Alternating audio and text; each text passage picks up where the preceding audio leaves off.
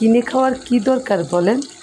এরকম টেস্টি আকর্ষণীয় আচার যদি আমরা ঘরেই বানিয়ে নিতে পারি। আমরা অনেকেই আছি ছোট ছোট বয়াম কিনে নিয়ে আসি অনেক বেশি দাম দিয়ে। ঘরে এরকম 10 বয়াম আচার আমরা বানিয়ে নিতে পারি অল্প সময়ে। শুধু উপকরণগুলি জেনে নিতে হবে। হ্যালো, আসসালামু আলাইকুম এভরিওয়ান, ওয়েলকাম জানাচ্ছি আমার এই কিচেনে। প্রথমে আস্ত আমগুলিকে ভালোভাবে ধুয়ে আমের গায়ের পানি পুরোপুরি শুকিয়ে নিতে হবে। তারপরে এই যে কাটতে লেগে গেলাম, আমি ছোট ছোট টুকরা করে আমগুলি সব কেটে নিচ্ছি। এখন আমি আমগুলিকে আমের স্কিন সহ ছোট ছোট টুকরা করে কেটে নিয়েছি, আর বোড়াটা আম থেকে আলাদা করে ফেলে দিয়েছি। তারপর কেটে রাখা আমগুলির মধ্যে 1 মুঠ লবণ মিশিয়ে দিলাম। লবণ মাখিয়ে আমগুলি ঢেকে রেখে দিলাম। আর এদিকে সন্ধ্যার সময় আমি আচার বানাতে লেগে গেলাম। তেল গরম হয়ে এলে 5 ফোড়নও দিয়ে দিয়েছি।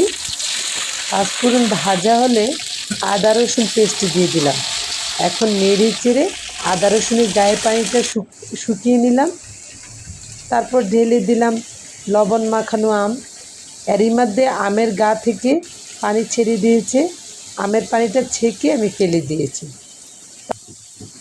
আমের মধ্যে দিয়ে দিলাম হলুদ, লবণ, মরিচ, ধনিয়া আর সরিষা বাটা। তবে সরিষা বাটাটা আমি একটু পানি ব্যবহার করিনি, ভিনেগার দিয়ে সরিষাটা বেটে নিয়েছি, মানে ব্লেন্ড করে নিয়েছি। আচারে কোনো পানি ব্যবহার করা যাবে না, তাহলে এই আচারটা অনেক দিন পর্যন্ত রেখে খাওয়া যাবে। এদিকে লাল মরিচও কেটে দিয়ে দিয়েছি, তবে বিচিটা ফেলে দিতে হবে। তারপর দিয়ে দিলাম চিনি। যদিও হবে টক আচার, চিনি দেওয়ার পর আচারের স্বাদটা অনেক বেশি পরিমাণে বেড়ে যায়।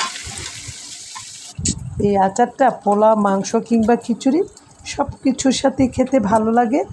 আমার মেয়ে তো হাতে নিয়ে এমনি এমনি খেয়ে ফেলে, বলে ফ্লেভারটা ভীষণ ভালো লাগে মা।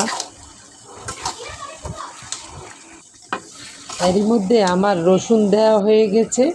আপনারা এই অবস্থায় রসুনগুলি আগেই ধুয়ে শুকিয়ে তারপর দিয়ে দিবেন।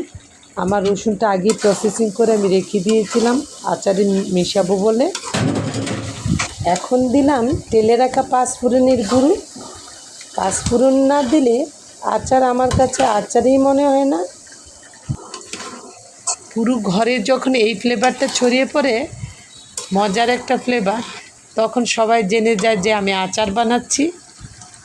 এই সিজনে সময় থাকতে আচারটা বানিয়ে নিন, কাজে লাগবে। সবাই ভালো থাকবেন। আল্লাহ হাফেজ।